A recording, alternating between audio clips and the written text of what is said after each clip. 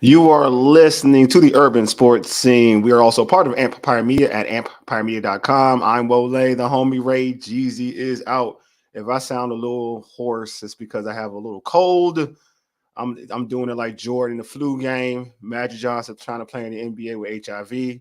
I go hard with it, bro. I go hard with it, folks. But, a little bit of Vicks and whatnot has me running. But let's get right into it, man. Empire Media hosts multiple DMV sports podcast shows, such as the John Kahn Report, hosted by ESPN Washington Commanders insider John Kahn, and Jones Football, hosted by USA Today insider Mike Jones. You can subscribe to our podcast on Spotify, Apple Podcasts, TuneIn, iHeartRadio, and Google Podcasts. Just search the Urban Sports Scene. Also, make sure you subscribe to the Urban Sports Scene YouTube channel as well. Click that red subscribe button and like this video. Don't forget to tweet us at Urban Sports Scene. Hit us up on IG at Urban Sports Scene and like our Urban Sports Scene Facebook page. Also, join our Urban Sports Scene Facebook group. Search Urban Sports Scene, sports bloggers, sports podcasters, and sports debates. Also, check out our weekly NFL picks on the Football Garbage Time website. Just go to www.footballgarbagetime.com. It's part of the Urban Sports Scene Football Garbage Time Pick'em Challenge. All right, Will T would say this. He's not on the show anymore, but I'm going to keep the tradition going. Let's get into our tradition, the pregame. Here's what we have on tap. I'll interview former Washington Redskins cornerback and Super Bowl champion with the Kansas City Chiefs, Bashaud Breeland, about possibly getting back into the league and much more. At 8:25, I'll talk with Sports Journeys Commanders reporter Lake Lewis about the Washington Commanders training away Chase Young and Montez Sweat. And finally, at 8:45, we'll Locked On Wizards podcast host Brandon Scott will join me to talk about the Wizards. But first, right now, let me introduce our guests. I mentioned them already in the pregame, but I want to play the highlight reel because I got respect for our guests. You know what I'm saying? Like, as you could tell, my man was a Super Bowl champion with the Kansas City Chiefs. Here he had a pick six against the Chargers when he played for the Washington Redskins. Back then we would call the Redskins, it wasn't the Commanders. You know what I'm saying? So I want to introduce our guy, Bashaud Breeland. What's going on, Bree? What's up, Wallace? What is going on? Let me minimize this real quick. Take this off. Good seeing you, my man. How you been, bro? I've been good. How you? Good, man. Good. So, first off, man, what you been up to, my man? Nothing, chilling, living. I know that's right. I guess that's what you want to call it. I know that's right. So, like Bree, I talked to you. I want to rap to you. I want folks to to hear from you and talk to you. So, first off, bro, like in terms of like the league or whatever, have you ever received any calls or whatnot to try and get teams being interested in you? Nah, man. I ain't been receiving nothing, no calls or nothing. Okay. Nothing like that. Nothing in that aspect. As far as ball, that door pretty much closed for real. For real? Oh, so you don't think how about you still have a love for the game? Yeah, I still got love for the game. I still want to play, but politics, right? Situation ain't that way. You gotta face reality at some point. You feel me? I feel you. So, like when you got drafted by the Redskins back in 2014, which vets took you under their wing? I mean, I like Ryan Hatcher was my guy. Oh wow, the D lineman, right? Yeah, Ryan Hatcher, Junior Gillette, those type of guys. Those were my guys that I went to. Was my kind. So, what were at your time in the city? What was your most memorable moment playing for the Redskins? Was it the pick six against the Chargers? Because that was like your first pick six. Was it that? Nah. It wasn't even a play of mine, to be honest with you. Okay. It was just I would say that the victory we had against Tampa Bay. That was dope. That was dope. One of my best times in Washington. Okay. So, all right, in 2019, I mentioned you're Super Bowl champion. You won the Super Bowl with the Kansas City Chiefs. What was your favorite time? Was that pretty much your favorite time in the league that year in Kansas City when you won the bowl? Was that your favorite time in the league? You said favorite time in the league in general? Was when you won the Super Bowl in 2019? Nah, I wouldn't say that. Okay. I would say it would have been 2018 going into 2019. Why is that though? Season. Oh, the Green Bay. Yeah, you ball with Green Bay. That's true. Nah, it wasn't even about the ball. It was just I learned a lot about myself during that time. Oh, okay. Yeah. So would Green Bay be your favorite team? that you play for? Nah, I wouldn't say that either. It was just the experience that I'm talking about. The experience and the time that I was in my life. Yeah, Yeah, that was the best time for that's me. the best time for you. I feel you. Yeah.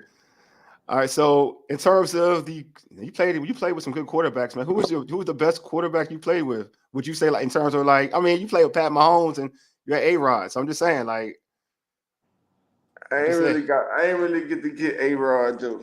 you didn't get A-Rod? Nah, I did, but I ain't get A-Rod. There was a lot going on during that time. Oh, okay. I thought okay. All right, You feel me? If I had to choose out of that style of quarterback, I had to go with Patrick Mahomes because of I course. actually Yeah. experienced, you know what I'm saying, games Mm-hmm. with Patrick. Like, Mm. I experienced games with Aaron Rodgers too, but it was just too much going on to really. It was just a lot going on during that time. Mm-hmm. So, all right, I know we talked about like where you're at now. You're 31, and you're saying like the NFL ain't really an option right now. But dude, you still young and whatnot. Like you Nah, still it's an young, bro. option. I'm saying it's an option for me, but as far With as the, like that side of the I got world, like you. it's like I don't have no communication with it with them. You feel me? Like, Yeah. How does so that? So like, is it more like because you know that to me like the NFL once they bring like they did the same thing with Cam. They do with certain players. Like how does it like in terms of ageism or whatnot with the politics of NFL? Like how is it? How hard is it to to feel like you're ostracized from the league? say that again. To feel Repeat like that. you out, like to feel like you like out, like to feel like they not trying to have you back in the league. Like you had the same thing with Cam Newton, a bunch of NFL players. You like Reed, who used to play for the San Francisco 49ers, like a bunch of folks who could still play ball, but they don't get the opportunity. Why is that the case? I don't know. I mean, some things, you know what I'm saying? I can only speak for myself. I can't speak Yeah, for everybody else. true, My fact. role is different. Like you feel me? Yeah, Mine was so up and over. It was more so off the field issues for me. So got you. No, I got you. I like, got you. So I'll are you shoot still? myself in the foot as well. So I can't really speak and say like Oh, we all make mistakes, man. I'm a believer in life, you man. feel me in the Yeah, capacity that you would want me to speak on like yeah, in the aspect as far as the other players, but mine was different. I yeah. can't really tell you why I'm not playing. I'm fully healthy, ready to go, like and capable of playing. But Mm-hmm. I do gotta look myself in the mirror too and say, God dang, yeah, I made bonehead decisions too and made mistakes too. So it's like I can't really say like whether somebody holding me back or I Mm-hmm. held myself back and to be But honest. that also shows humility that you can admit that. You know what I'm saying? That shows Yeah. maturity and humility. So I feel like anybody who paying attention to this, they can see that you humble enough to say like to say like I Yeah, shot but myself no. in the foot or not. I'm just saying, I know a lot of fans, a lot of people want me to still think I still should be playing. Like you feel me? Yeah, I you feel should like I do. still should be playing, but you know what I mean. Some things happened and transpired that I mean we couldn't come back from. I guess. Yeah, I mean, I mean, I see it all the time. Anytime I post something about you, be on the show, bro. Like folks would be like, it don't even matter. It could be Kansas City, it could be like Minnesota, here in Yeah, DC. Folks be like, man, Bree was one of my favorite players. Like I want him I back know, on man. our squad. So it's Nah, wild I'm how you saying tell. I can go right now today though. Like you pick me up right now today, I can go. Yeah. So do you still work out? Like you work out often in terms of like training Man, for the I'm league? always in shape, man. My man, my man. You feel me? I'm always being well. I'm not gonna say I can go play like right away, but Yeah. I'm always in shape. I'm always in ball. Football easy for real. Mm-hmm. It's all about just mixing with the people. Facts, facts. So watching watching, the league or whatever, which team do you feel like fits you the best? Would fit you the best? Like you looking at it like, you know what? I can rock with that squad. Because at first I was watching the game when Buffalo had a bunch of folks go down. I was like, you would be all right in Buffalo. You know what I'm saying? Like I was like, Yeah, I you would be. know. I mean, it seemed like I had multiple opportunities to go to Buffalo. It just never worked out. Oh, worse. So you did have opportunity to go to Buffalo. Nah, I was talking about back in the Back then, day. I mean back then, yeah. I had workouts for them and this and that and third, but it never worked out during that Okay. time. Mm-hmm. It's like Buffalo good. I like their defense. I like their style of play. You know Mm-hmm. what I mean? I feel like I can fit.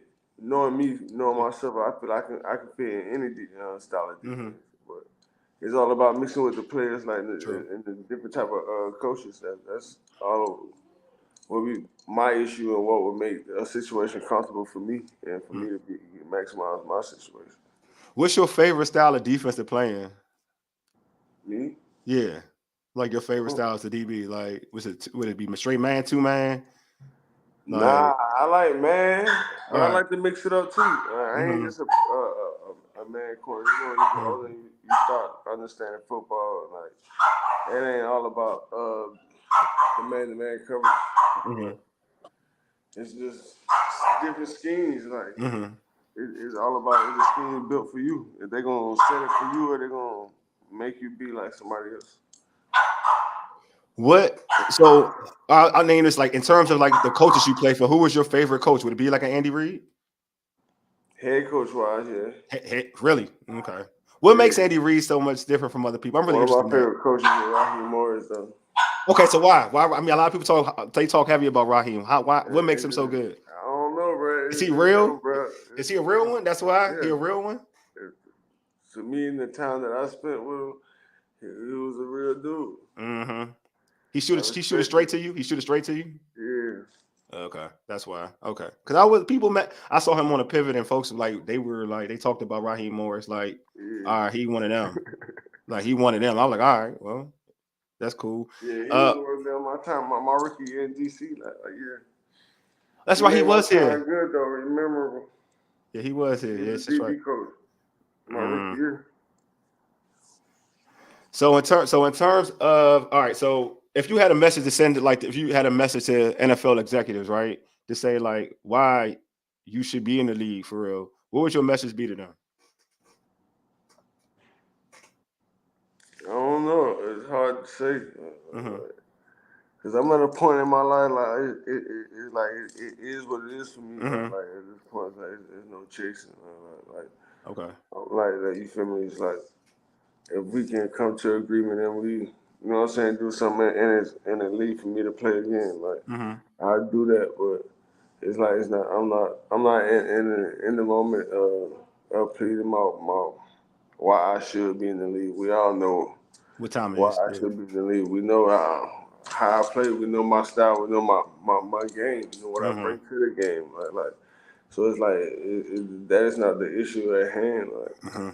it's like, and I'll never be able to really like get on the truth on situations or Mm-hmm. different things to try to change their opinion. And I'm just not that type of person to stress to do so. So Mm-hmm. we'll never really get to that point. A sit down conversation with Eric and have a conversation with me, understand me. So it'll We'll be that way. never be that way. You feel me? So it's Yeah, I like feel you. it just is what it is. Would you consider playing? Because I seen Swearingen, DJ Swearingen played in like the was it USFL or even XFL? I think the XFL. Would you consider Yeah. playing XFL? Would you consider doing that? Again, I went to the Super Bowl game twice. I played in the Super Bowl. Like no disrespect to that league. Like you feel me? I got you. I would play, but I never played in the highest of the highest. It's like Yeah, I if got I'm you. not doing that, it's like It's not worth it. Like I it's played the not even highest worth. level. Yeah, I feel you. Yeah, the game not even worth it for me. Okay. Now I respect that. Well, Bree, man, I appreciate you, my man, as always, dude. You always show love, Yeah. man. You always try to jump on the show, so I appreciate you, homie. You already know, man. You know what I'm saying? It's just like when it comes to this game, man, we already know how it is, and it's like our time come and go. It ain't That's true. forever. It's just my time have come and it has gone. Yeah, but don't also I do want you to, I mean, as you know, and I don't want to like I'm just, I like to give folks their flowers, bro. Like your career has been uber successful. Like you're a Yeah, Super but Bowl, I you're a Super mean, Bowl champion. it ain't really. I ain't really get to get to my Yeah, I know your prime. maximum. Like I you got feel me? you. Before it's Yeah, like it came to a halt, but it's just like everything got a cause and effect. And like, true. ain't no tripping, no sweating on that. Yeah, true. But I just, look, dude. Nobody. A lot of folks don't win bowls, and you was cornerback one, not two. You was cornerback one, and you Yeah, I had a know. pick in and you had a pick in the bowl. Like a lot of people don't get that type of shine. You know what I'm saying? So Yeah, like, in the end of the day, like dog, you got folks who they call them, and they only achieve what you achieved. You know what I'm saying? So I'm just saying, like at the end of the day, like you accomplished a lot. Even yeah, not I even know, like you man. said, not I even said like you said. I still would like to play. Of course. Like you feel me? Like I never wanted to stop playing. Of course. That's what it has come to, and Yeah. it's like I'm at a point where it's like we don't chase false hope. Like Yeah. I got you. it don't seem like there's no hope in the aspect. So it's like we just gonna live life. Nah, that's all you can do is live life. I do want to ask you one thing because I don't know if you pay attention to stuff in the DMV or like the Commanders. I mean, you've heard with like what happened with Montez and Chase Young. I guess them being traded away from Washington. What's your thought on that? Both of them got traded. Both of them got traded, bro. Both. Yeah. One Chase got traded for a third and basically like a compensation third. So it was like a late first. It's like a fourth for real, for real. And Montez got traded for a second rounder. So I guess I want to get you because I know we had you on earlier for y'all rebuilding though, but it's like if they couldn't choose. It was y'all was gonna make it hard for them to choose one. Y'all was divided. Yeah, but I do want to get your opinion. Instead of getting rid of one, we get rid of both of them. True. So we won't upset nobody. I do want to get your opinion on this because this is like my issue when folks get traded. Like when you underachieve, like I feel like the players pay for that when it really was the coach's fault that these dudes not underachieved, like the defense as a whole. If they had won games, these dudes wouldn't be traded because they actually they're having decent seasons. But they get traded because the coach is on the hot seat, new ownership, and they started the season 3-5. So you gotta like the look is okay. These dudes don't have a contract at the end of the season. We gotta trade them. If they was winning, they wouldn't be traded. You say that again? If they was winning, they wouldn't be traded. Because they 3-5. If they was winning, they wouldn't be winning sweep everything under the rug. Like I know, yeah. So I'm like, don't you blame the coaches, not the players? Don't you blame the coaches, not the players? Huh? Don't you blame the coaches and not the players? Because it ain't the players' fault. They balling. They did their job. Yeah. But I can't speak on that. I got you. No, I got you. Hey, Bree, man, thanks for being on, homie. I appreciate you, my man. All right, man. All right, man. You already know what time it is, bro. All right, man. Oh, man, my guy, Bashaud Breeland. Cool dude, bro. Cooler than the other side of the pillow, man. Yeah. You know what I'm saying? Yeah, man.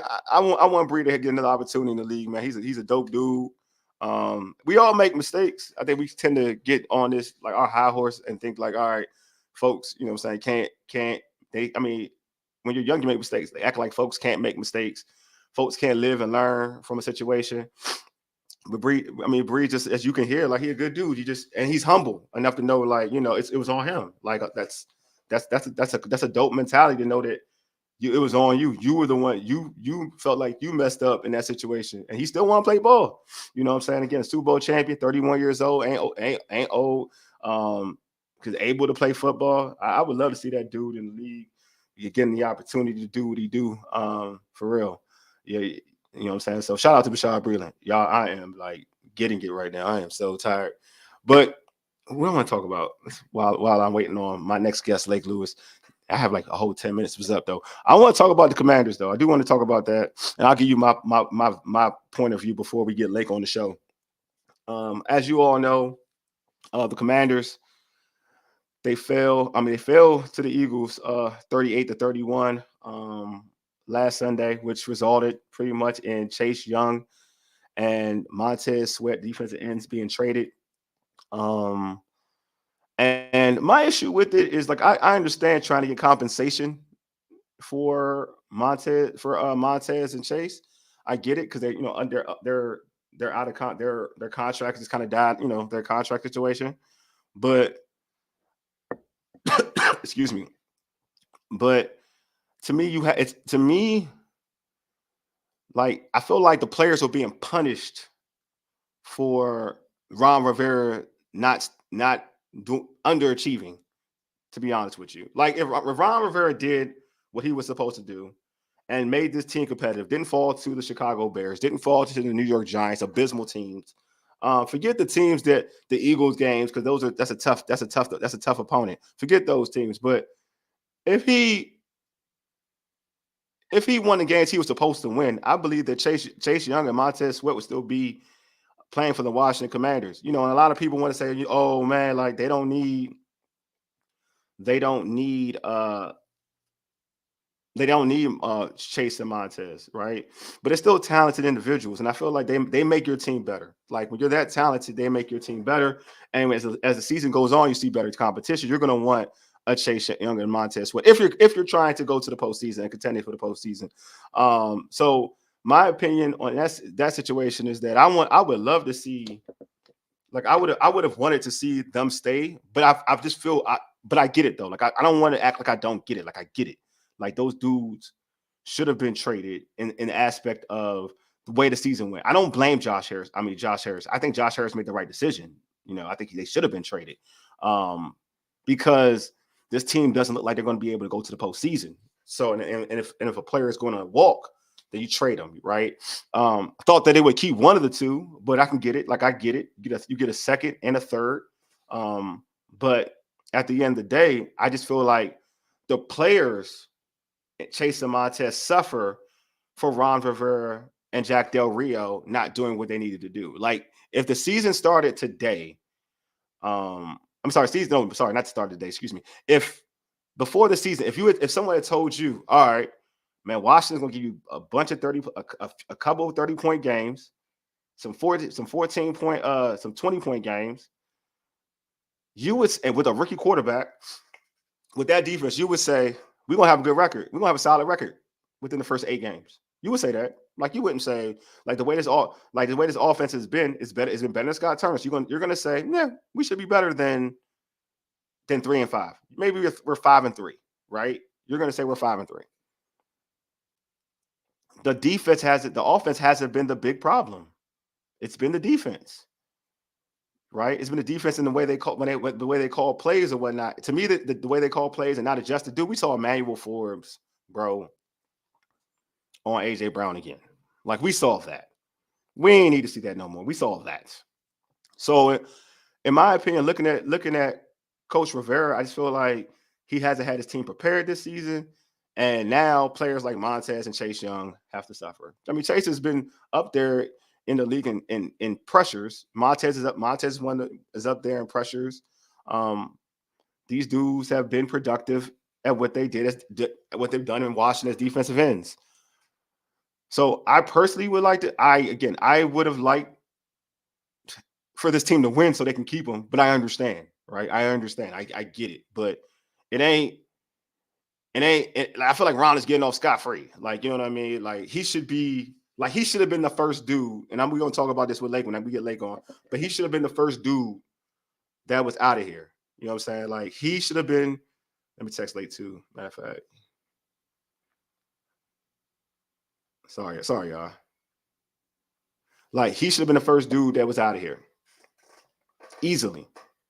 Like it shouldn't have been Montez. It shouldn't have been Chase first. If Ron was the first dude fired, like the first dude out of here, I would have took that. Like I feel like Chase and Montez shouldn't have been the first two out. Like it should have been Ron fired, and then we're trading Chase and Montez. I would have accepted that. But it didn't happen that way. Montez is gone, and it's Montez and Chase are gone, and it sucks.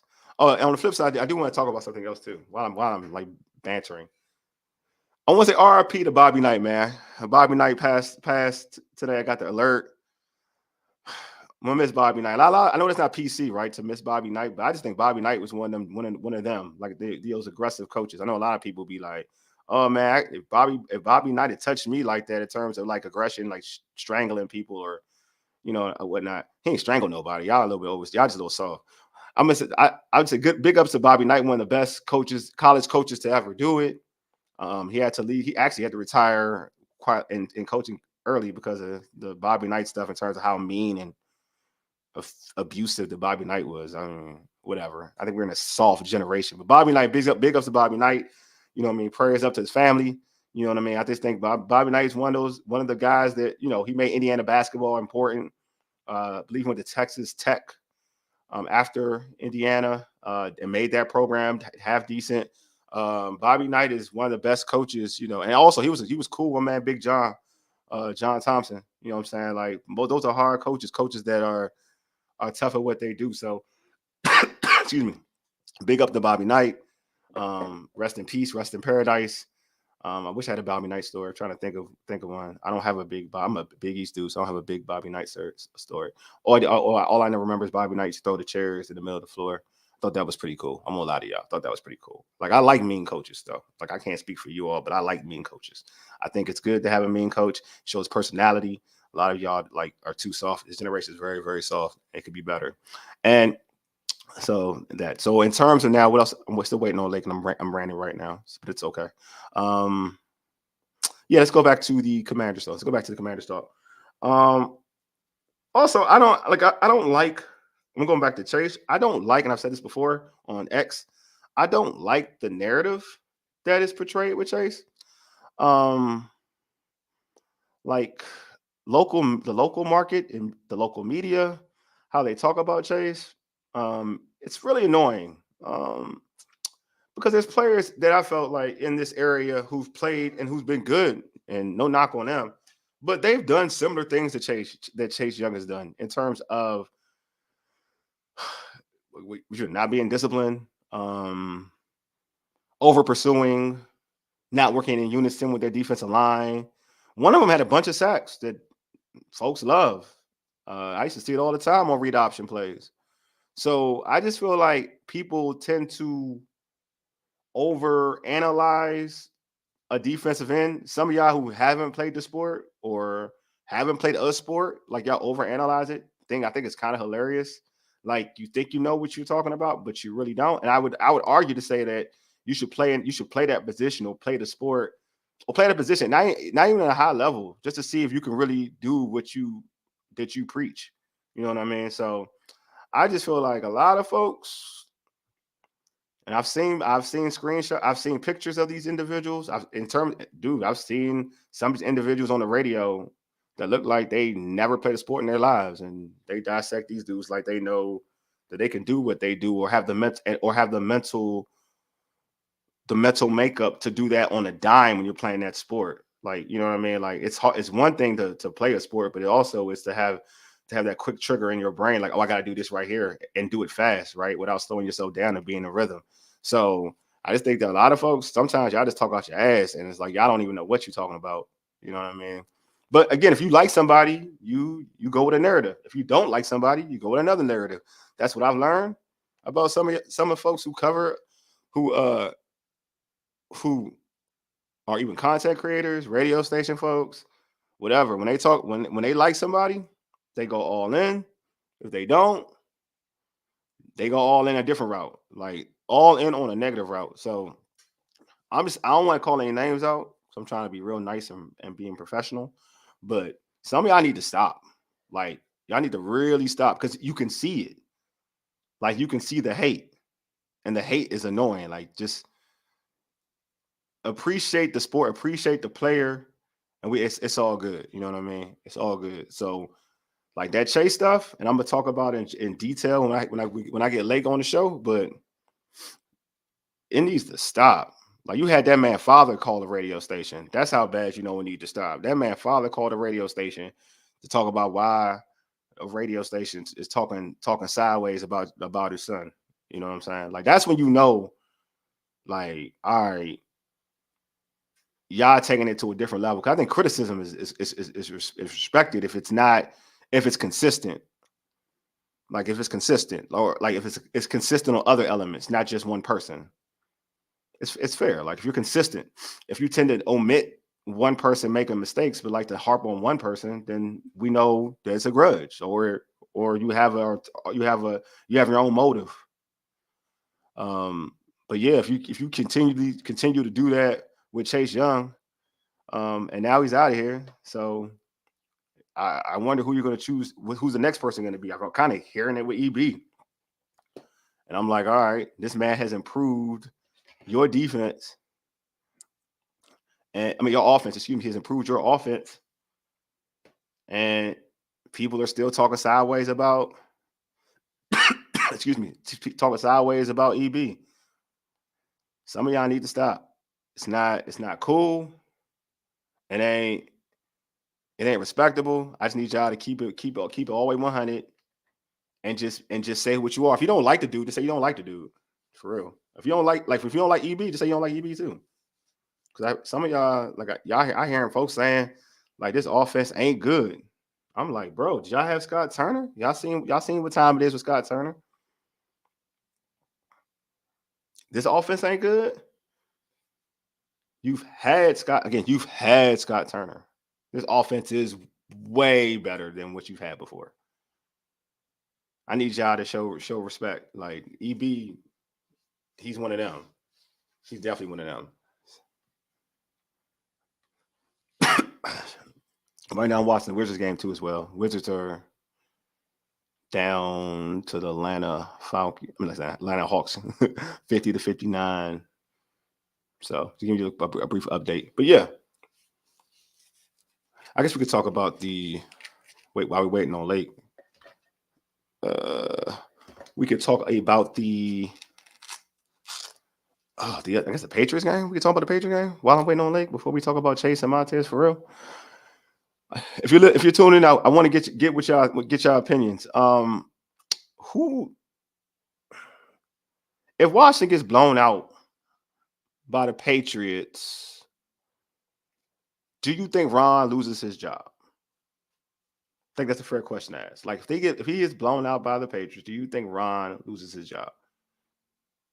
Because I'm on the side of thinking like if the Washington gets blown out by the Patriots,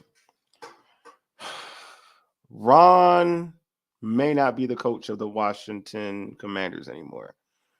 We've already seen what's happened with the Raiders with Josh McDaniels. We got Lake. All right, he's coming in now. All right, yes, Lake's about to come in. What happened with Josh McDaniels? And Josh McDaniels got fired by the Raiders last night, or maybe early this morning for real. And he should never have a head coaching job ever in life. That's one. That's nepotism at its finest. Like Tom Brady's gotten you a job, Bill Belichick's gotten you a job, and you continue to get jobs. And folks keep saying Eric Bieniemy can't be a head coach. That crap annoys me, right? But it's safe to say, like if Ron gets blown out against the Patriots, I think EB has a good opportunity to be the head coach or interim head coach, or maybe they'll give it to Jack Del Rio. Hopefully not. But I think it's an opportunity for EB to be a head coach.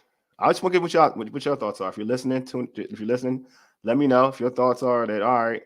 If EB can, if Coach Rivera, if the Commanders get blown out by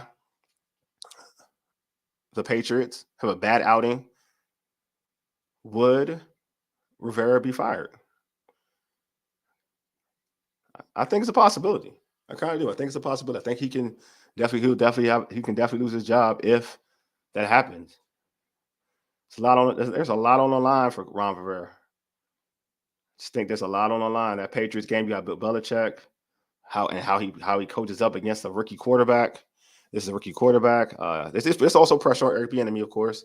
You got because you got to scheme up something to make life easy for Sam.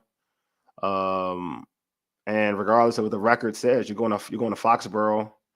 You're taking on a Bill Belichick team. So in terms of being detail oriented, typically they're detail oriented. So it should be a difficult game for the Washington Commanders to win. Should be a difficult game for the Commanders to win. But yeah, I feel like it's a situation where coach there's pressure on Ron. There's definitely pressure on Ron to win that football game.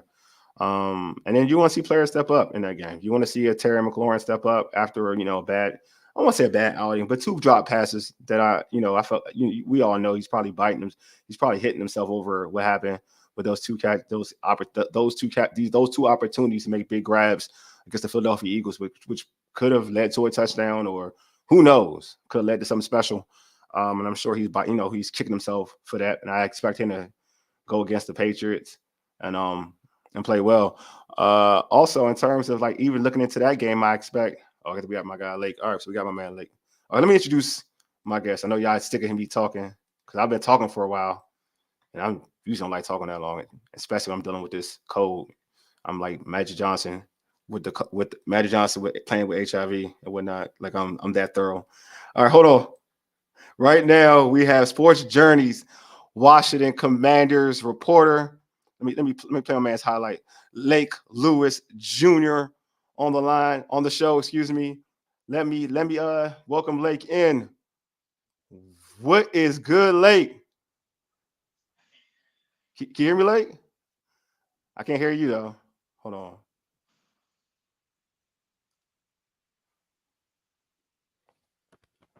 Can Lake hear me?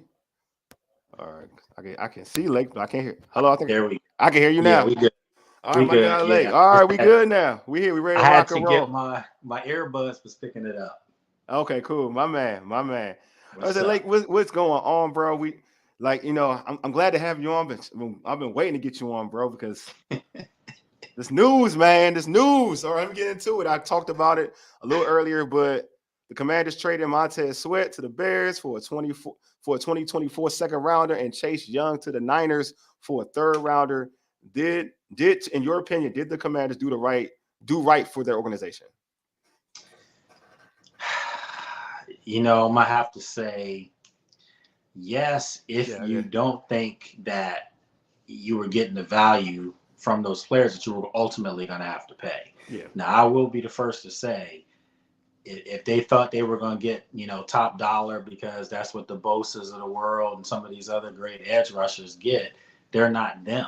Yep. And so if that's the case, listen, when I was going out and I said with Natalie and myself on ABC, we were talking after the game, on the post-game show, and I was like, look, they're not trading these two guys. And at the time, it was because we were being told the teams were offering for Montez a third and for Chase maybe a fourth or something. And I was like, no way they're going to do that. Yeah. Even they couldn't be that dumb.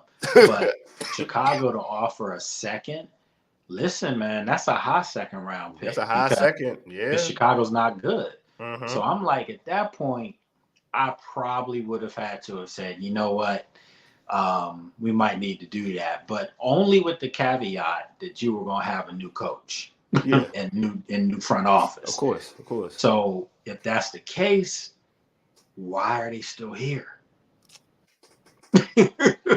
Look, all right. So my issue has been, and I said this earlier, and we said this when I was talking to you on the phone. I just don't like what it represents. I feel like you're trading two guys who are having, in terms of like analytics and pressures and whatever, are having good seasons. Chase is ranking up there with some of them past some of the elites in the NFL. As far as pressures, right? Yes. 41 on the year. 41 on the year. That's a lot, right? And even some people break down him beating his guy one-on-one consistently, right? But so all right, so all of that, but you trade those dudes only because it's not because of the play, right? It's not because of the play. You're trading them because of the end all be all of the record, and that's 3-5 and losing piss poor games against the Giants and the Bears. I'll isolate those two games because those two games were supposed to be highly winnable. Like those are games you mark up as, and I know there's no easy wins in the NFL. But if you're going to say those are wins, those two are supposed to be wins for you. Right. And you lost those games, which instead of you being 5-3, you're 3-5. Right. Going into a game, a stretch where you're going to see teams like the 49ers and so forth and so forth. So I understand the ownership team saying, like, you know what, we got to trade some of these players. They ain't going to be here. One ain't definitely going to be here. And the second, and we can probably get value for the other one, right? Right. So I get that. Like, I understand that. But I to your point, like, I feel like if it's all in fairness, Ron should have been the first one gone, and then you could have traded the other two. I don't like that Ron gets to still stay and say, you know what, I'm coaching. I'm gonna coach my team, whatever. I feel like Ron should be gone. We seen a example happen earlier this morning or late last night with like for Vegas coach McDaniels. We see what happened with McDaniels and the GM, by the way, gone. And the GM. So in my opinion, he can go. Like, he can definitely go.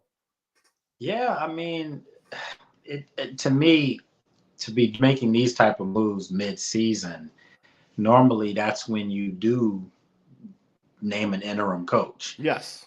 And I just keep going back to Eric EB saying a lot of fans are like, he hasn't proven that he can call an offense yet. Don't do that. Don't do that. Because that's the one unit on this team that you see improvement. I mean, come on, man. I know the Giants game was bad. It really was bad. Yeah, it was. But that was just top to bottom. But you see, they bounced back the following week. You just have to be consistent. But I think if anybody were to ask, is he developing Sam Howell? Yeah, he's doing a really good job developing. Yeah. So get that man his flowers for that. But this the other thing. You don't know what you have. You got to find out. And this is the best scenario because if it doesn't work, you cut your losses and you go out and you get new people across the board. But let's just say he galvanizes the team. And I'm not saying the offense starts to look like the Chiefs, but I mean, you just start to see the defense play better and guys play harder, which means it's an embodiment of your coach because, I'm taking heat for calling out Ron. But I got a job to do. And my thing is this. Ron Rivera, classy dude, brought a lot of professionalism to this outfit. He truly has. But from an X's and O's standpoint, that ain't it, man. It's just not. And the only problem I have with the Chase and Montez trades, I think they got really good return for the trades. And I'm okay with, doing it over with some different players. But you better get the right people in to make these picks. Yes. That's another thing. But my biggest gripe I have with this is it had the look of making guys out to be scapegoats. That's my problem. And I have a problem with it. They're doing it. I truly do. Yes. Yeah, they're doing that. I mean, you're hearing a report on Chase. He wasn't disciplined, and I don't like it. I think it's nasty work. I mean, you knew that when you got him from Ohio State. Yeah. That, no offense. Yeah. I knew that coming out of Ohio State, that he was a bit of a freelancer. Yeah.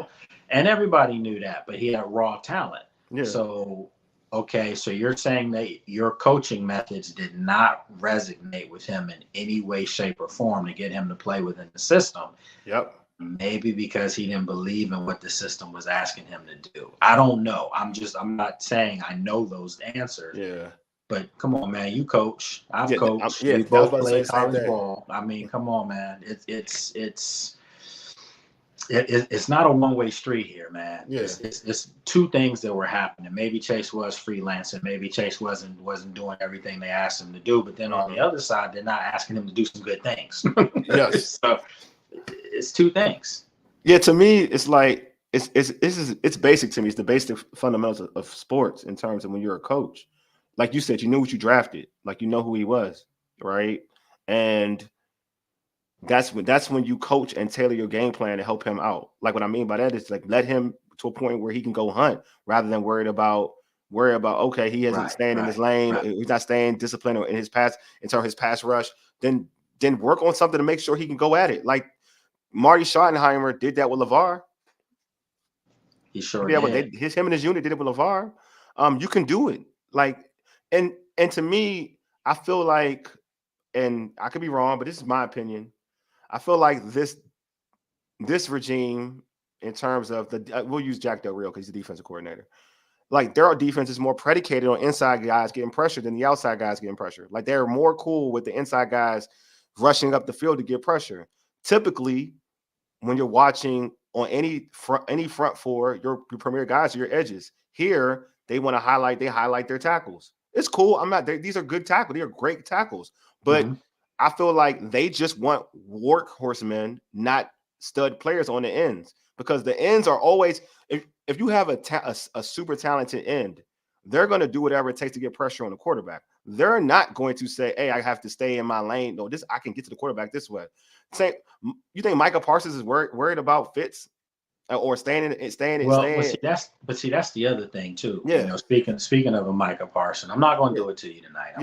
I'm not going to say we are, but I mean, look at how they use him. That's what I'm saying. They put him everywhere. They maneuver him and put him and hide him. And listen, they don't do that with this defense here. Yeah. It's where they're lining up. You know exactly where they're going to be on the field. If I know that and you know that, and most of the fans out there watching know that, don't you think the other coordinators are going to know that? Exactly. So I'm just saying, I just really feel like the scheme, some people can say, well, it was working last year, blah, blah, blah. Okay, well, this is the other thing I have. Mm-hmm. I don't know if you have the right guys out on the field at the right times. And Yep. I'm going to say this, and I don't care how it's taken. A couple years back, you had Jeremy Reeves and Cam Curl as your safeties, and it was working. It was working. For whatever reason, they felt like they needed to go out and make a bigger splash or whatever. But all I'm saying is sometimes you can see something that's working. Why tamper with it? Oh, but it's to show everybody you're the smartest people in the rooms. And nobody cares about that stuff no more because we know you're not, because we see what the teams are doing on Sundays.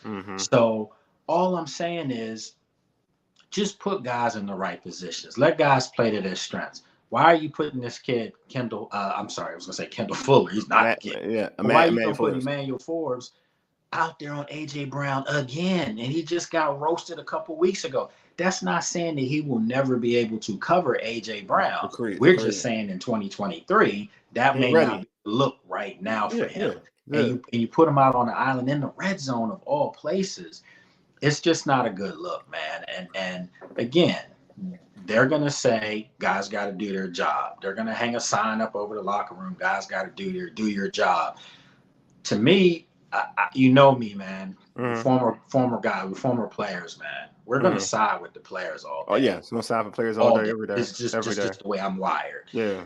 And I don't want my coaches talking to me like that because that's like incriminating my play. Yeah, it's condescending. Saying, what are you doing, though? Yeah. Like, because, you the main man. I can't rebuke what you're telling me, but you're not putting me in good spots. And that needs to be addressed. It absolutely has to be addressed.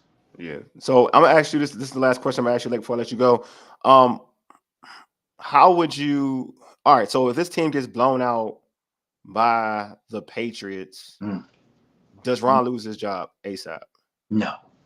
Okay. I'm gonna tell you what I think. What the scenario could be if in order for Ron Rivera to lose his job in season, I think what would have to happen is you'd have to lose Sunday against the Patriots in New England and Foxborough. And then you have to travel out to Seattle the next week and lose in Seattle. And then you might be able to make Bieniemy your interim coach because you have a bye. And the next game after that bye is at home against the Giants. You don't want to put them in the fray against a playoff caliber team like Seattle on the road. Nah, you would hold on to Ron. But if they lose these next two games, it's going to be interesting as far as with that bye coming, what's going to happen. The only reason I say that is why. The only reason I kind of think he could is because it's the same discussion. It can't get any worse. No, it can't.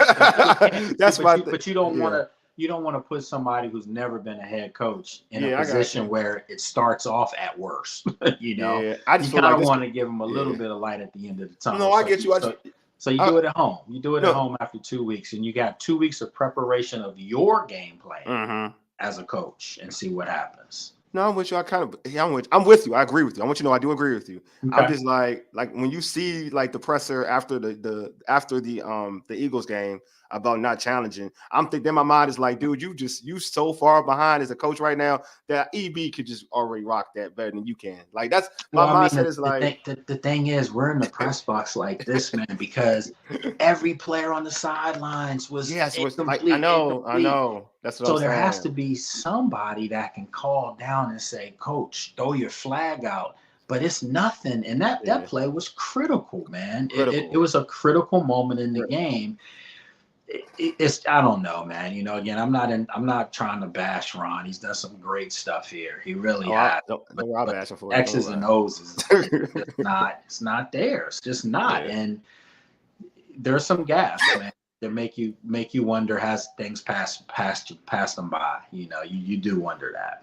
Yeah, definitely. Hey, Lake, before I let you go, how can folks catch you on social media and catch your content anywhere, bro? Well, you can go on social media on Twitter or X now. I know. I'm confused. Right, Lake Lewis and IG, really pushing up my IG quite a bit now, so you can go there and get a little bit more in depth. I see the model pictures. You got it. Go ahead, bro. Yeah. Hey man, I was asked to do that for my opportunities. I see you, bro. I see you. But I see yeah, you. I see you. so no, I definitely go to the IG at Lake Lewis Jr. Same thing on Facebook for the old heads like me.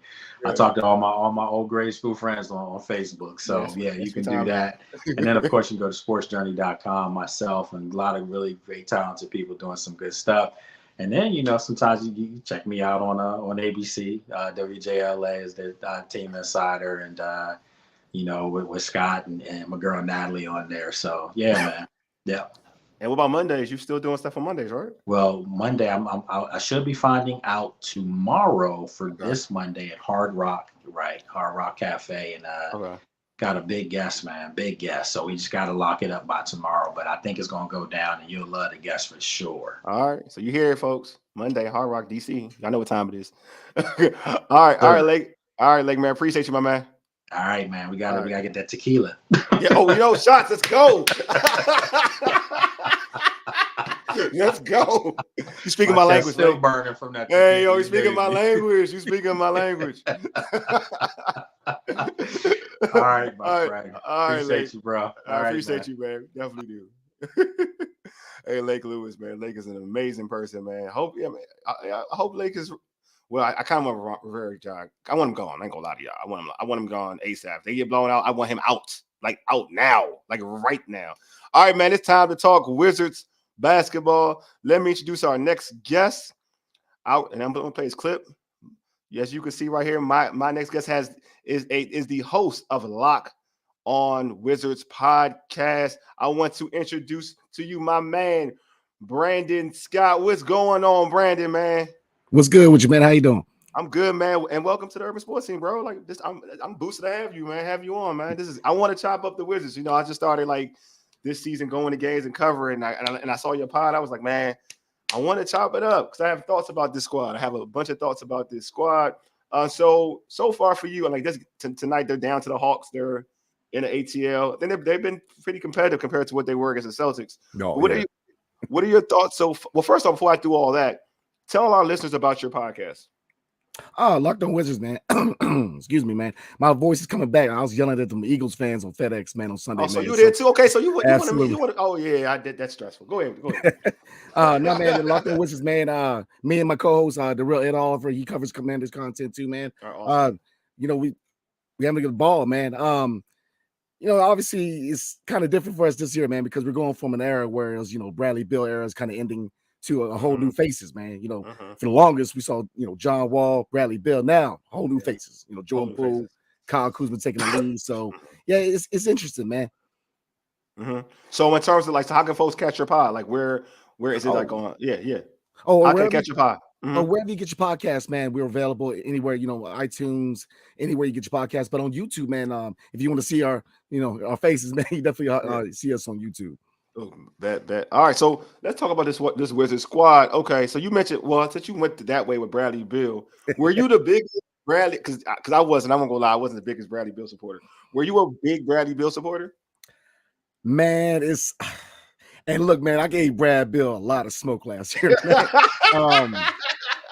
Look, man, as a backcourt mate with John Wall, love Brad, man. Got you. I agree. I was never a believer of him being the guy. You know what I'm saying? And to me, trying to make him the guy year in and year out, to me, this wasted so many years. Where we could have started a rebuild 3 years ago, but every year's like, no, it's gonna be different. He's not gonna dribble the ball off his foot this year. I mean, so it's it's sad to see him, the Bradley Beal era, end the way it was, but you can kind of foresee it when it started because he was never that guy.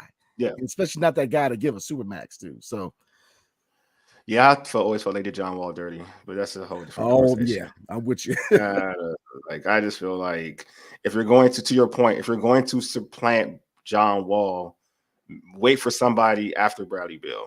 Like I feel like because this team, regardless of whatever your opinions of John Wall, this team is way more competitive with John Wall running the ship. To be honest with you, so. Well, let's get into like this new age Wizards team because it's like it's hard. Like it's hard to it's interesting because it's fresh, but in terms of everything you learned about basketball, it's weird. It's a weird brand of basketball. So I want to get your thoughts. What is your thoughts within the first 3 games of this season so far? well, now 4. Looking at this game right now, what are your thoughts on the tandem of Jordan Poole and Kyle Kuzma? I mean, as far as entertainment value, they're going to be entertaining to watch. Yeah. But then they're going to have those off games too. Yeah. Because efficiency obviously is not the name of the game with either one of them. They're going to get the shots up. Jordan Poole is going to have a little bit of maturity. Looking at him, trying to be fancy and getting blocked. You don't see a lot of that. But looking at him coming over from Golden State, with the whole Draymond Green thing, he could have clapped back. He didn't. He let it go. He kind of let the people. You know what I'm saying? I mean, I don't think he wanted. Yeah, I don't know if he wanted that smoke, man. I don't think it's just because that. And no, not to your point. I do think he's showing some class. I don't want to act ignorant, but I don't think that video messed. Yeah, that video is damning. It's just damning. That's all. It's just damning. I get it's just damning. It's the video that was what's damning. But go ahead, man. I'm sorry I cut you off. Go ahead. No, you're good, man. I mean, he definitely hit a nerve. You know what I'm saying? So, I think he was ready to get on that plane and go to DC, man. But, I mean, it's a learning process, man, because you can't really call this year one of the rebuild because you got a mix of a roster where you have young guys trying to get that playing time as opposed to veteran guys on expiring deals who want to get exposed so they can get moved at the deadline. So we always say on the cast, man, it's kind of like, BC and AD. It was kind of like before the deadline, after the deadline. You're going to see a different lineup after the deadline. You're going to see, Bilal get more minutes. Where does Johnny really fit? So, is Tyus, is he going to be the guy at point going forward? Because a lot of people are calling for Jordan Poole to be that guy, but, with the turnovers, the inefficiency, he ain't there yet. So there's a lot of questions, man. I like Bilal. I do like Bilal. I think it's going to be, and I had this conversation with my co-host who's out, but it's going to be interesting to see how Bilal can grow with Kuzma and Poole on the roster, because it reminds me of I'm old enough to remember. It reminds me of when LeBron came to Cleveland the first time. Yeah, I mean when as a rookie. What's the first time? As a rookie, and Ricky Davis was on the squad. And Ricky Davis ain't care about LeBron. He didn't care if you was anointed him. He didn't care. He was like, I'm gonna get my shots. I don't care who you are. And they traded him away. And Ricky Davis averaging over 20. They traded him away. So, and Ricky Davis was a junk shooter. There was no shot that Ricky Davis ain't like. You know what I mean? There was no shot he ain't like. And it reminds me of this situation where you got Bilal, who I do think he plays the right way. He's not a gunner. He plays the right way. He plays defense. He's still trying to find his way in the league in terms of his offensive game. And so I'm interested to see, in the long run, to your point, in the long run, is Bilal with Kuzma and Poole something that they can work with, or is it something that eventually they're going to have to build? They're going to have to build they're going to build equity into those two to a point where they can trade them. Yeah, I mean, that's a good question, man. I think Kyle Kuzma, if you look at the contract, was definitely a contract that was geared up to be an asset to trade eventually. If you look at Jordan Poole, I think they're at the process where they're kind of filling them out, see if it could be that piece, part of the foundation going forward. But they may be trying to drive his value up. You know what I mean? So, but with Bilal, man, I look defensively, he's a dog. And we said a long time, we need more dogs in DC, man. I agree. He's definitely a dog in the defensive end. His offensive game is going to come along. I mean, he definitely needs to work on the release of the shot. Slow release. I saw that too. Yeah. He's got to work on it, man. And if I don't know if you noticed, man, but he's got to learn to kind of create his own shot. He's kind of dependent on other people's feeding him. So, take a look at him, man. When he gets the ball, especially at the top of the key, he's very hesitant to drive. So I want him to get kind of that mentality, the scorer's mentality, which will come along. He's a young guy, 18 years old, 19 at this point. His wingspan 7'3". I mean, he's still growing. But it's definitely going to be a long-term project. But I think the fit to look at long-term is how can he fit next to Denny Avia? Because obviously they gave Denny that bag. So it's going to be interesting. The Denny thing interests me too. Though I will give Denny credit. I feel like Denny has improved on his corner. His three. I think his three ball looks better. The games I've been to, and even today, he looks more accurate in terms of shooting the three ball. I need Denny to be tougher. That's just all. I need Denny to be tougher. I just need Denny to be a little tougher. Yeah. And I need Denny to I feel like I'm trying to gauge if he really worked on his left hand. Is his left hand better? Because I can't tell. He still always goes right. But I know that's something to me, which annoyed the hell out of me, is that he's been in the league for 3 years now. This is his third year or fourth year. His fourth year right now, right? Yeah. And his left hand is suspect to me. And he's a ball handler. That's what bothers me. But I mean, he's interesting. I mean, I'm not a fan of keeping him over Rui. I wasn't a fan of that. But I do get it. Like I understand, like what he brings to the table because he can defend. Denny can defend. I think that's something fair to say. Denny can defend. He plays with effort. But I do like that. To your point, Bilal and Denny is a good match. It's a good pairing to me. I think it's a really good pairing. Honestly, I think if Bilal could take his game to the next level of being a 20-point scorer and a good I mean, he's going to be a good defender. I think that's a guarantee. Him being the defender that's a guarantee. Yeah. But taking his game to the next level as a 20-point scorer, I think once he does that. But even it's wild because I was doing my research on Bilal prior to the draft when I was hearing that the Wizards may draft him. I was doing my research and for the show, and I was I didn't want to act like I didn't know nothing about this dude because I don't watch watch European basketball. I don't, so I'm gonna keep the buck. So I went on YouTube and looked at a lot of games and seeing what he does and what he doesn't do. So what I do like about him, and I think you mentioned he has a dog. I like that Bilal. He has a dog. But it's wild that his shot being slow that's always been a thing. Yeah. Like and he has gotten his jumper has gotten better. If you look at him at the age of like 17 or something to now, his shot's gotten better, but it's always been slow. So I wonder if that's something they can fix. I mean, they're gonna have to fix it. You know what I mean? But, easy, yeah, I think his shot will come along, but he's got to put the work in, man. But I mean, looking at Denny, here's the thing with him, because we talked about Kyle Kuzma and his contract, how it was front loaded and it's kind of team friendly as far as they can move it for assets. Same thing with Denny. Yeah. I mean, with this front office, man, they didn't draft him. I think the contract was more for a peace of mind. Same thing with Wes Unseld, man. Look, once Unseld, they gave them that option, but he can still get fired, man. True. Like they gave him peace of mind. But I think everybody on this roster, except for Blau, is playing. If they're playing for a job, because Daniel Gafford is he that guy at the 5? You know what I mean? And he's going into the first. Yeah, I like Gaff too, man. But he's just against your bigger bigs, like your Embiids, man. He struggles, and your more athletic guys, man. He just struggles. The foul issues. Does he add that next piece to his offensive repertoire? You know what I mean? So there's a lot of questions, man. A lot of people are playing, fighting for that contract or to be part of the future. So I don't think anybody's untradeable. I agree with that. I don't think anybody's untradeable. Other than Bilal, to your point, I think Bilal's untradeable. Other than Bilal, I agree with you. I don't think anybody's untradeable. So are you? So like back to it though. So like for me, I'm not gonna lie to you. That tandem of Kuzma and Poole, it rubs me the wrong way. All of my basketball, like I coach ball and I play ball. Like I sat and watched that. When I watched that Celtics game, I was disgusted. Like I felt like Jordan Poole made basketball a joke on Sunday on Monday. Like I was watching him and him trying to go 1-on-1 against Drew Holiday, and I'm like, that let me know right now that you're not the guy that they need you to be, because the way you're trying to go at Drew Holiday it's different levels of defense, bro. Like you can't. That won't work against Drew. Like you trying to do, like Drew will strap that 24/7. Like you thinking that thing gonna work, going behind the back, trying to bring it back to the front, step back, play with the ball a little bit around Drew. That ain't working. Like that's a different breed of defense, bro. Like we all watch ball. Like we watch ball. Somebody play ball. Like that the great scorers, they're setting you up for something. Like they're setting you up. Yeah. Like what you was doing in that Celtics game wasn't setting up anything. Like you were just trying to shake them. Like you weren't doing anything to set something up. Like it's wild. Like listening to like Kyrie Irving talk about how he practices dribbles to do a counter because it's like boxing. Like he's trying to find a counter to whatever how you defend him.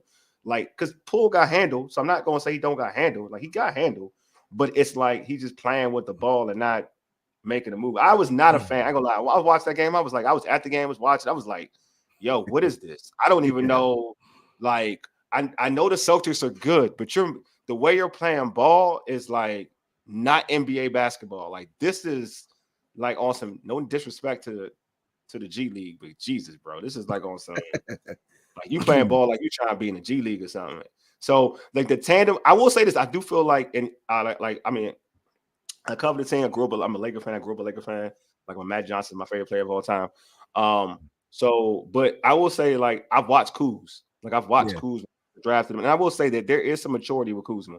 I do feel like he is, like, I do like him in the tandem. If the Wizards wanted to trade, like, if a player had value to a winning team, it'd be Kyle Kuzma. And I wouldn't say that, and it's wild. I wouldn't have said that a year ago. But watching him this year, with no Porzingis, with no Bradley Beal, it's like he's taking complete ownership, and I like it. I do like it.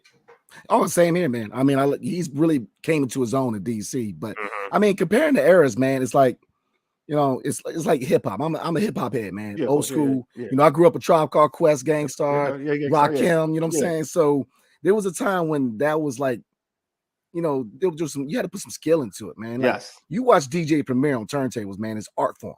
You know what I'm saying? Mm-hmm. Where now it's kind of like you got all these little machines where it's like, auto-tune and all, you know what I mean? Yeah, got you. Back in the day, there was some skill involved, the fundamentals of, pivot foot, how to actually do a pick and roll. Where now it's more athleticism, everybody likes the dunks, and now with Stephen Curry, everybody likes the logo threes. So it's just a different time, because I coach a little bit too, man, and that's the biggest thing with kids is that every kid wants to be that guy to dunk. Oh my God. Nobody knows how to, do a pivot. So you know what I mean? So it's a different game now, man. Everyone wants to jack a three, and they don't even work on trying to work on their follow through initially, so it can be able to jack the deep three. They don't know. You master your follow through, then you're able to shoot it effortlessly. So it's amazing. I feel like I've had this issue with young kids all the time. I just like, why are you shooting that deep three? What are you doing? Get your ass back down here. I'm always like, get your ass down here. Shoot this shot. Why are you shooting there? Like, make this. I shoot it real quick. You airball it. Get your ass back down here, bro. I don't have time for that. All right, so I've been high on Tyus Jones. I like Tyus Jones. I think man. The players seem to love him a lot. To be honest with you, what are your thoughts on him and what he brings to his Wizards team? Man, Tyus Jones is the man. I mean, because we needed a floor general here in DC for the longest, man. Ever since Russ went to LA, they've been trying to turn combo guards into starting point guards, and it hasn't worked. Spencer Dinwiddie and his mess. Looking at Monte Morris, which Monte did his job. He wasn't a real point guard though. Like, I know you're talking about. Like, he wasn't like. Yeah, I got you though. I know you're talking about Monte. Go ahead though. I mean, we need a guy who's going to collapse defenses and really utilize shooters. You know what I'm saying? I agree. Monte just did. He wasn't it. I mean, he did his job, but So Tyus, man, he's a guy who, floor general, guy who knows how to orchestrate an offense, man. So if he can average 7 to 8. And really utilize a lot of these shooters we have on the perimeter, I don't have any problem with him being here long term, man. Because is Jordan Poole that guy? Too many turnovers, man. The efficiency it drives you crazy, man. like you said, that Boston game was like, oh man. No, it was basketball at its worst. Like, it was basketball at its worst. And I feel bad for the people in the Hennessy section, man, because they're gonna need some Hennessy. Watch that. Oh man! Like, I'll say this, I was in the press box, right? And I was sitting there, and I was like saying to myself, like, "Oh dang!" Like, I'm getting ready to write this article about the game, and I'm like, "Well, at least I don't got to write about, but I don't got to write about a lot. It really ain't that hard to write about because they ain't like the Wizards gave me anything to really write about. I'm just writing about the Celtics and Porzingis. I'm writing about what Jaylen Brown and Porzingis and Tatum did. I'm not even talking about." And if I wrote about the Wizards, it'd be so negative. It'd be negative. It wouldn't be positive. Like, Kuzma 21, okay, 21. What you do? But everything else, that game was. And I've been to a couple. I've been to some Wizards. I guess to me, you could. My opinion about, and I feel like I'm harping on this game, but that game was something else to me. But I've seen them to be blown out is okay. Like, I think a team could be blown out. It's the way they were blown out. Like, that was my thing. Like, that, I don't know. So I text my boy. I was like, that first quarter was like a 16 seed in the NCAA tournament playing a 1 seed. Like, it was that bad.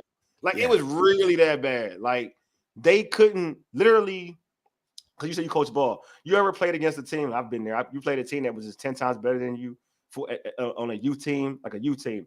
And the other team was just so much better than you. And they would get steals when they wanted to. They would score. Like, they press, boom, layup, press, layup. And you'd be like, damn, what happened? Like, but the team was just bigger, better, stronger. Like, that, I felt like that's what it was on Monday night. Like, the Celtics were bigger, stronger, faster. And it was the point where everything in that first quarter, anything the Wizards did, the Celtics just was like, nah, little brother, we got you. Like, nah, little bro, nah, this big brother, we gonna house you right here. Like they even pressed them. Like they ran a press. Yeah. Yeah, like they ran. I was like, y'all disrespectful. Like y'all real disrespectful right now. A press in the NBA? Nah, they don't do that in the NBA. Yeah, but what I didn't like, man, was the lack of heart. You know, it's Yeah. one thing to get blown out if you're putting effort into it, but Yeah. that fourth quarter with 7 minutes left for West to kind of wave the white flag was like, come on, man. That's that. They talk about culture, man, but it's like Yeah, true. That's a good point, culture. man. Yeah, you got to create a culture of aggressiveness, man. You always play to win, regardless of what your roster's at. You know what I'm saying? And that's what I'm looking at. West, man. You know, West has got, in my opinion, because there's been reports that he's been cussed down in the locker room, stuff like that. But from the fans' perspective, it's like, man, we don't see enough of you digging into these players, man. On the outside, especially, it's wild. Yeah, go ahead. Oh, no, my bad, man. No, go. Especially with Jordan Poole, like you got to be that voice in the ear and say, look, you're 0 for 6, bro. Like you need to slow it down a little bit, That shit is something else. Like I was watching him. No, because I was like, because I was in the presser and I could hear him when he was talking like in that. No, actually, it was the win. Actually, this is when I know you could tell there's coach jargon. Nobody wants to throw their players under the bus, but you could tell like this in the win. They played Memphis, and then he was saying like one of the reporters asked him, "Yeah, are you like how?" You saw Jordan take this wild shot, and Kuz taking another wild shot, but basically Jordan, it was really Jordan taking this wild shot, and they grouped Jordan and Kuz together. So, will you live with these shots? Basically, she was saying live with these poor shot selections, right? And he was like, yeah, we want to keep them aggressive, but yeah, some of the shots you would want, like basically saying like you'd want to keep them. Like you want them to take better shots, but you don't want to take that away from them. You want them to feel like they can make any shot. In my mind, I was like, that's just coach jargon, bro. You just basically you don't want them taking that shit. Excuse my language. Shoot, that's basically what it was. Like you was like, I'm sitting there, I'm like, yeah, I know what you're doing. Like, I know what you're saying for real. Like, so I think that West, like for a fan, so you're pointing to your fans, for the fans on the court, you want him to look at somebody like, what are you doing? Yeah. Like, what are you doing? But I do think that he does do it behind the scenes. I think he does it in a respectful way. I feel like that's what I feel like because I like West. Do I think he's the answer here? I'm not sure, but I like him. I like his approach. You know what I mean? I know what he's trying to do. But I don't. It's a hard situation. It's a hard situation because this team is trying to rebuild, but they don't really have like a piece to rebuild right now. Like an instant, like they don't have Pablo. Like they don't have an individual like that, right? Yeah. Like who could play now, a young dude who can play around and you can see him like taking his team to the next level. Because I think Bilal will be that next season. Like Bilal will be comfortable next season, and you don't have that right now. So yeah, it's tough, man. West is tough. But it's wild. West gonna have to. The NBA's got to show me soon league. So West gonna have to do something. Like he's gonna have to show that his team can win some basketball games. I mean, you could be aggressive and still shoot high percentage shots. Like, you know what I mean? I agree. And that's what I've been kind of looking for. Like, to me, for Jordan Poole and Kyle Kuzma to really reach that next level, they've got to utilize their supporting cast. I agree. Because I think the question is, who's your third and fourth scorer? Kispert, some nights he could drop 20. Yeah, he's been playing good, but some nights he's on, some nights he's way off. Yeah. The same thing with Denny. You mentioned his left hand. Haven't seen too much left hand. 3-point shot, he's a lot more aggressive with his 3-point shot. Late. But to me, the biggest question with this roster is who is that third and fourth scorer? Who's going to step up when you have those nights where Jordan Poole or Kyle Kuzma have an off night? I think it should be like I think what's next should be more aggressive. I think he plays. I mean, he's the point, but I do think Tyus Jones should be a little bit more aggressive because he has a nice shot. He has a nice flow game. And if he can be a aggressive threat offensively, that's gonna open up things to him as a passer. So I feel like he could definitely, to your point, he could be a third scorer for him. I feel you. Like I feel like it should, like to your point about Kispert, I think he can step his game up because it's wild because I actually like Corey Kispert. Like I feel like I'm the minority when I talk about Corey Kispert. Like folks are like, Corey Kispert, he ain't that good. I'm like, I mean, Corey Kispert can shoot. If you sleep on, he'll bang on you. So I like Corey Kispert, but I'm with you though. I do think that he shouldn't be too dependent because I feel like he can shoot the ball. Like he's a good shooter, right? He's a big time shooter. but he shouldn't be too dependent on shooting threes, like even when he's off. Because I think he can do a lot of other good things. Like he can drive to the basket on a curl, right? Like in terms of then somebody finding him driving to the basket, he can finish. He moves great without the basketball. He could use a jump shot to his ability to even drive. You know what I mean? Like he could use it.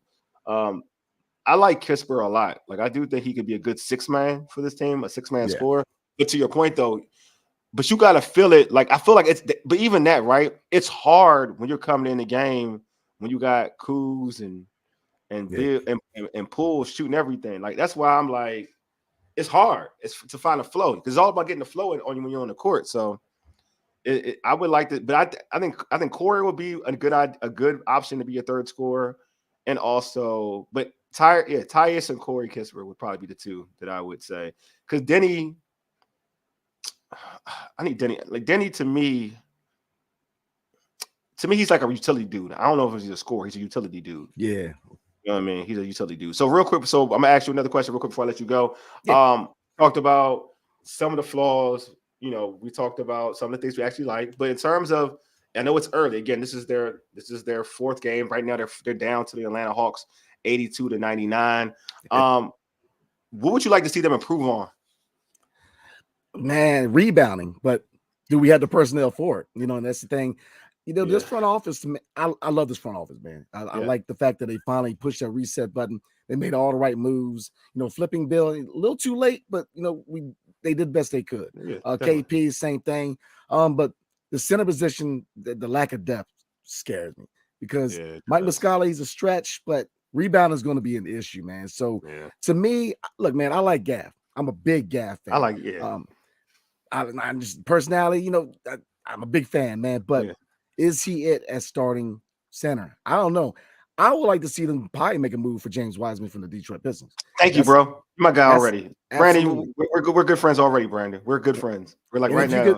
And look, if you could pick up Bagley, I'm not upset at that either. See if you can get a reclamation project. But Wiseman's a guy you got to look out for. Bro, he gets DNP, man. Yeah, he don't even touch the floor now. I don't know what Monty doing. They winning though. They winning some games. So I'm not going to knock Monty. DMV. I'm not going to knock Monty. But I don't know. Wiseman don't touch the floor. Like I would be calling them now. Absolutely. I'm with you. I would be calling them now. I like that one. I like that a lot. I mean, you start Wiseman and you have Gaff on the bench.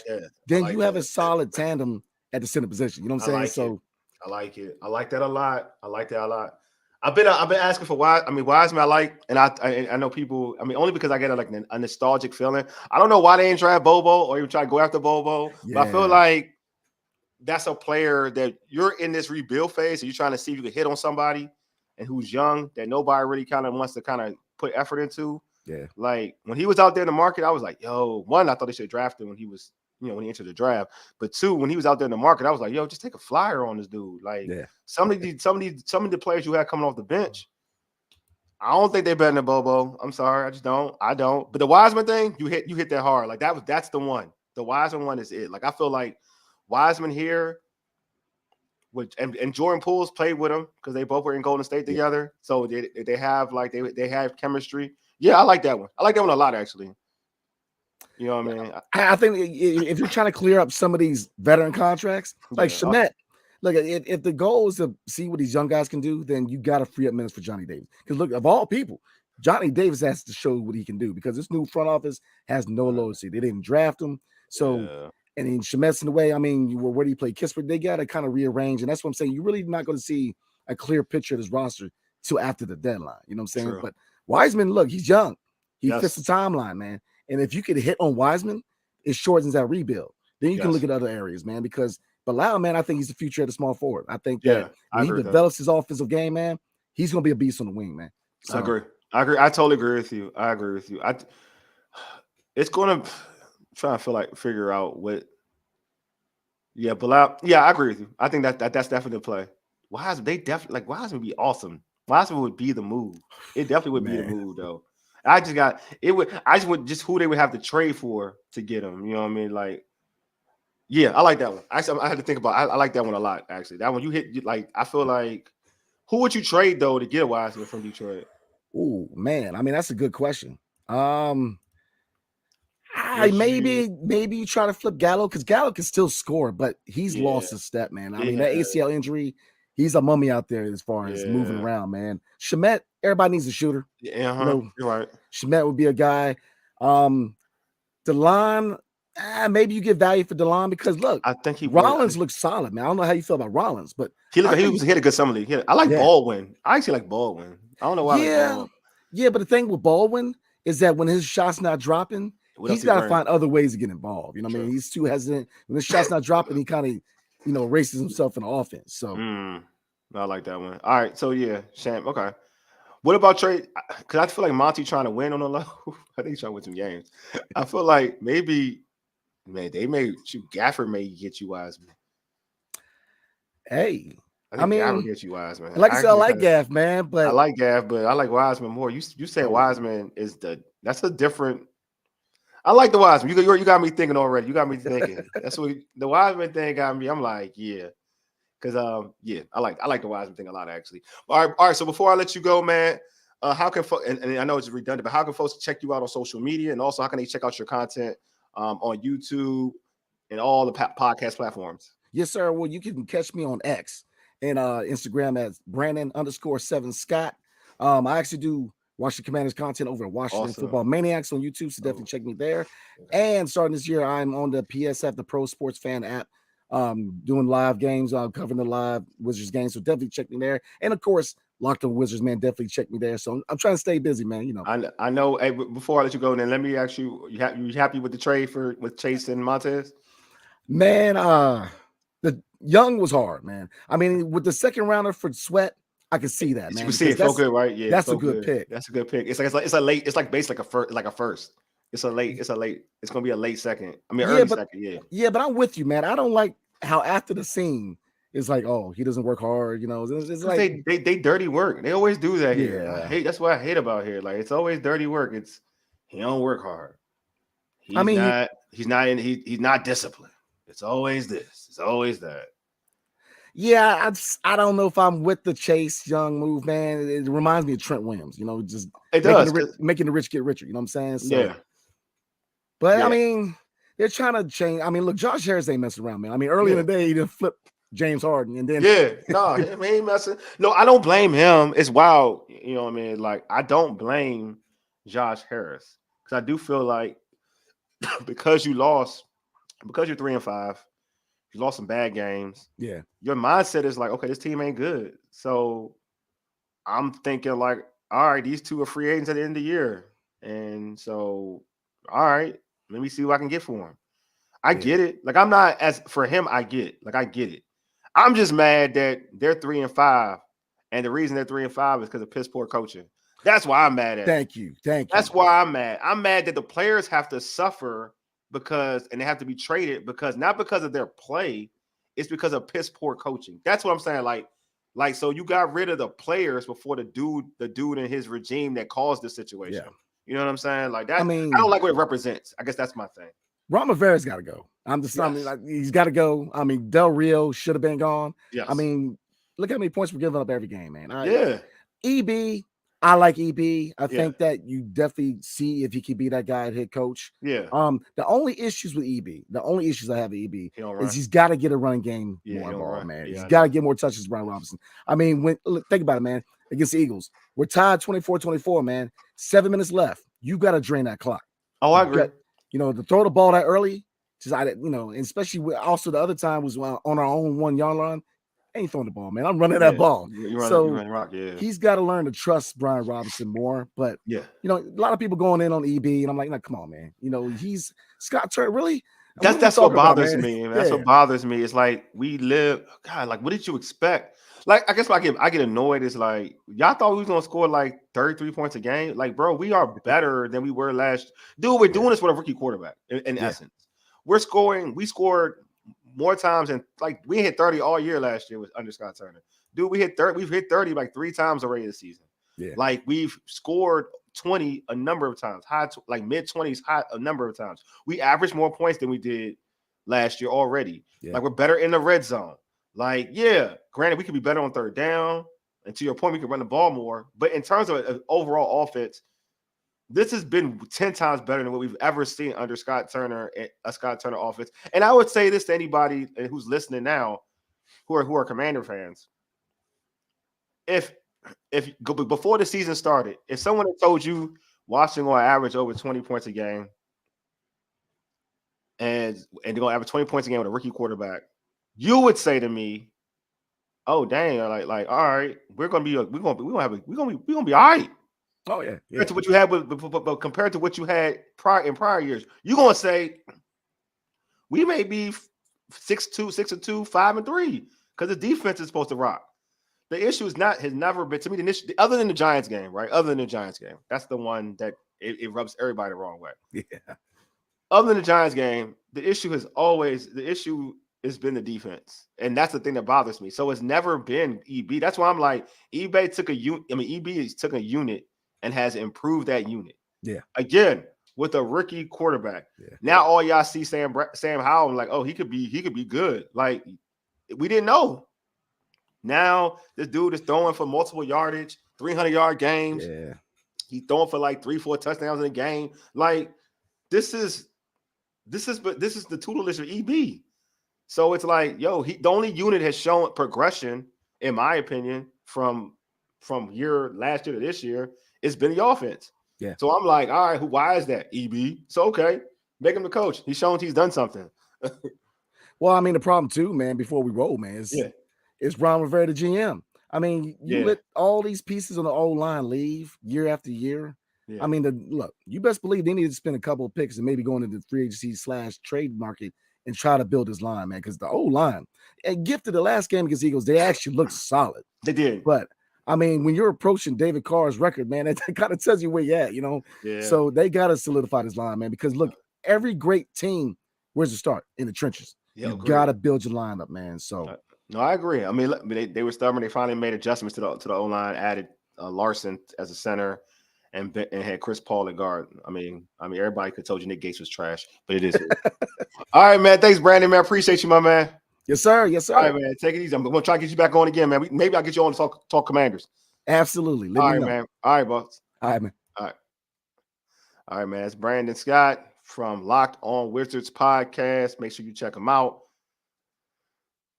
Appreciate y'all for tuning in. This has been a good show. Appreciate my man Bree. Appreciate my man Lake for being on. My man Brandon for being on. Anyway, hey, make sure you subscribe to our podcast on Spotify, Apple Podcasts, TuneIn, iHeartRadio, and Google Podcasts. Just search the Urban Sports Scene. Also follow us on X at Urban Sports Scene, IG at Urban Sports Scene, and like our Urban Sports Scene Facebook page. Make sure you subscribe to the Urban Sports Scene YouTube channel as well. Check out the home of the Urban Sports Scene, Empire Media at ampiremedia.com. And this show can be found on the Podcast DC app. Download the Podcast DC app to hear all of the Amplifier shows as well as other great content. Anyway, thank you all for tuning in. I've been struggling with this cold, but I made it through. Appreciate you all. Anyway, you've been listening to the Urban Sports Scene for Ages. Yidig Deuces. Hey, Mega. Lead us out, big homie. Peace.